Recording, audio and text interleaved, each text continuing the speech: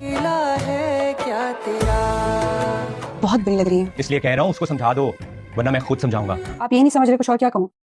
आप बदल गई हैं, मैं आपको पहचान नहीं पा रहा। किस किस्म की बातें कर रहे हो ये? क्यों, बुरी लग रही है मेरी बातें? कुछ दिन पहले की और आज की नशवा में इतना फर्क कैसे है? कुछ ज्यादा स्पेशल नहीं होता जा रहा तुम्हारे लिए?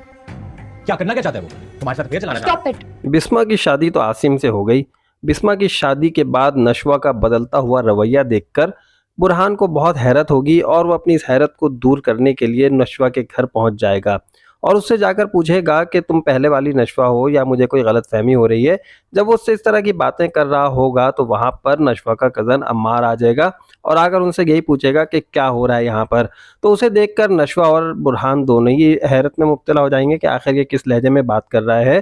तो जब बुरहान वहाँ से चला जाएगा तो अम्मार और नशवा आपस में बातें कर रहे होंगे, बल्कि अम्मार नशवा को डांट रहा होगा और यही कह रहा होगा कि आखिर क्या वजह है जो तुम मुझसे इस तरह की बातें करती हो और वो तुमसे इस तरह बेतकल्लुफ़ी से क्यों बातें करता है। यहाँ पर वो अपना हक जताने की भी कोशिश करेगा क्योंकि उसकी मंगेतर है और मंगेतर होने के रिश्ते से वो अपना हक जताएगा।